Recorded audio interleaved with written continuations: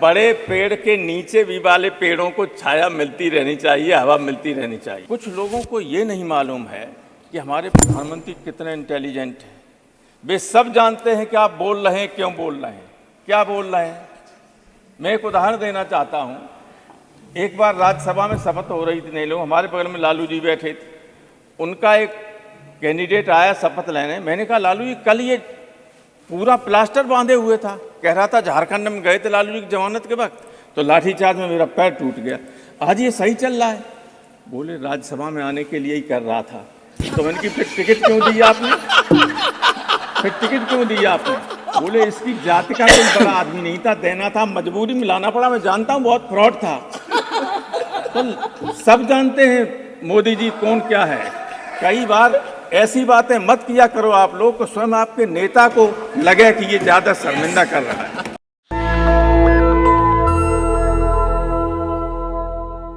जब भी वैज्ञानिक कोई बड़ा काम करते हैं, उपलब्धि करते हैं, तो सारी मानवता के कल्याण के लिए ही होता है।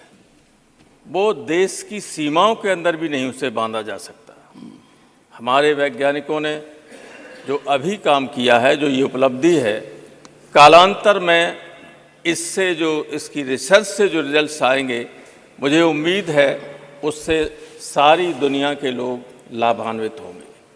मैं इसलिए अपनी तरफ से, अपनी पार्टी की तरफ से इसरो के सारे वैज्ञानिकों को हृदय से बधाई देता हूं और ये कामना करता हूं कि उनकी उपलब्धियां निरंतर आगे भी जारी रहें और बढ़ती रहें।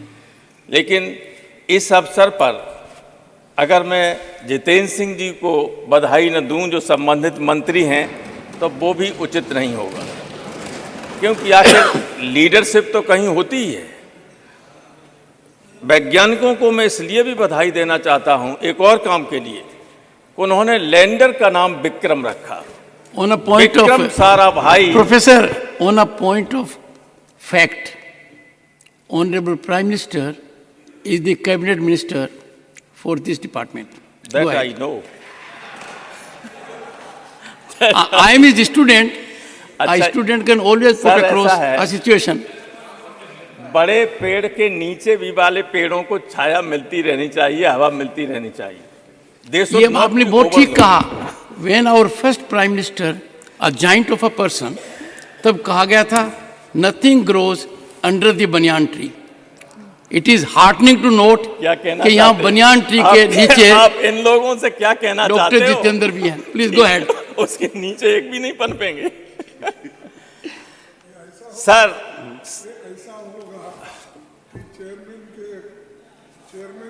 हमारा जीरो पे करो, टाइम जीरो। ये घड़ी वाले जीरो पे करो तो ये मुश्किल हो जाएगा। सर, कल से नए सदन में जो बहस या चर्चा शुरू हुई है, कार्रवाई शुरू हुई, लंबे अरसे के बाद बहुत अच्छी तरीके से कार्रवाई शुरू हुई। और आज जब इस पर बहस शुरू हुई, तो जितना बढ़िया तरीके से जयराम रमेश ने इसको रखा और जितना ज्ञान हमें हमारे मंत्री जी की तरफ मिला पूरे सदन को, it was a remarkable beginning of the discussion. हालांकि बाद में ये डिरेल हो गया। इसमें बहुत ज़्यादा राजनीति घोषणे की जरूरत नहीं थी। वैज्ञानिकों के लिए बात कर रहे हो और कहाँ से कहाँ चले जा रहे हैं। आप तो थे नहीं यहाँ। अब आप राजनीति में जा रहे हो प्रोफेसर साहब, अब आप राजनीति में जा रहे हो। अब आप हमें बीच में डिस्टर्ब मत करो। और मैं आज बोलूंगा 5-6 मिनट, बीच में घंटी मत बजाइए। ओके। तो ये बहस जो थी वो जितनी बढ़िया शुरू हुई, उसका अंत उतना ठीक नहीं था। कुछ लोगों को ये नहीं मालूम है कि हमारे प्रधानमंत्री कितने इंटेलिजेंट हैं। वे सब जानते हैं कि आप बोल रहे हैं, क्यों बोल रहे हैं, क्या बोल रहे हैं। मैं एक उदाहरण देना चाहता हूं। एक बार राज्यसभा में शपथ हो रही थी, नहीं लोग, हमारे बगल में लालू जी बैठे थे। उनका एक कैंडिडेट आया शपथ लेने। मैंने कहा, लालू जी कल ये पूरा प्लास्टर बांधे हुए था, कह रहा था झारखंड में गए थे लालू जी की जमानत के वक्त, तो लाठीचार्ज में मेरा पैर टूट गया। आज ये सही चल रहा है।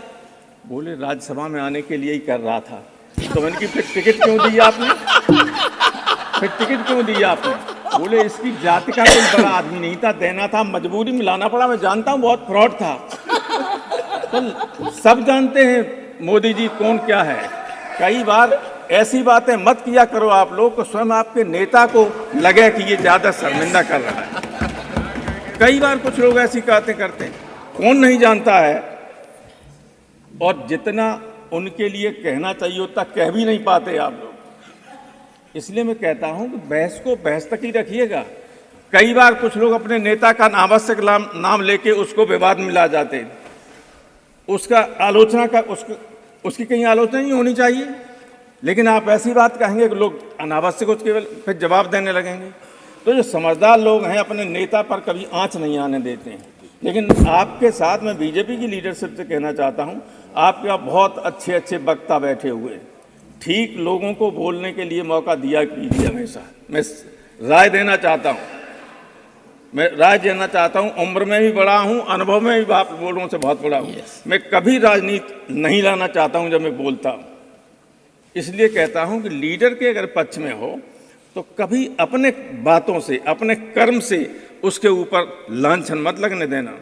और यहाँ लोग इसी तरह की बात करने लगते हैं। बहस का स्टैंडर्ड इतना बढ़िया शुरू में था, वो सब खराब हो गया।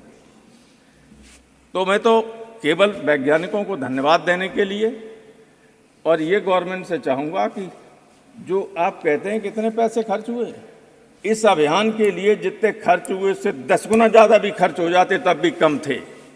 ये कोई मामूली उपलब्धि नहीं है, सारी दुनिया इससे अचंभित है। बड़े बड़े चाहे अमेरिका हो चाहे सोवियत यूनियन, भले ही उन्होंने 1969 में नील आर्मस्ट्रांग को उतार दिया हो चंद्रमा पे, चाहे भले ही यूरी गागरिन, वैलेंटिना तारस्कोवा और तमाम उनको भेज दिया हो अंतरिक्ष में, लेकिन ये हिंदुस्तान की उपलब्धि सारी दुनिया के वैज्ञानिकों को, राजनेताओं को चकित करने वाली थी, कोई मामूली उपलब्धि नहीं थी। इसलिए मत कहिए कि 6,600 करोड़ में या 15 करोड़ हुए, जितना भी खर्च हो जाए कम था इतनी बड़ी उपलब्धि के लिए। एक चीज और मैं कहना चाहता हूं, आप पसंद करेंगे, जब चंद्रमा की फोटो भेजी गई तो कुछ साहित्यकारों को, कुछ लोगों को बहुत दिक्कत हुई, और दिक्कत स्वाभाविक थी, क्योंकि हमारे यहाँ तो करवा चौथ पे महिलाएं चंद्रमा को अर्घ देती और बहुत खूबसूरती का वो माना जाता था। मैं बताऊं, केशव जी एक बहुत बड़े हिंदी के कवि हुए, ये बैठे कहाँ गए वो, सुधांशु, सब जानते हैं उनको कठिन काव्य का प्रेत कहा जाता है। एक बार वो यूनिवर्सिटी के गेट पर बैठे हुए थे, कुछ बच्चियां आ रही थी, उन्होंने कहा लड़कियां आ रही हमारी तरफ, आई तो आके उन्होंने कहा था बाबा लाइब्रेरी किधर है, और चली गई। तो उन्होंने 2 लाइन लिखी कि केशव केसन अस करी जो अरिहून कराय, चंद्र बदन मृग लोचनी बाबा कह के जाने। केशव ने कहा कि इन बालों ने, सफेद बाल थे, इन बालों ने ऐसी दुश्मनी निभाई कि दुश्मन भी नहीं करता है कि चंद्र बदन, चंद्रमा जैसे चेहरे वाली, हिरनी जैसी आंखों वाली लड़कियां बाबा कह के चली जाती हैं। तो चंद्र बदन मन चंद्रमा जैसा बदन।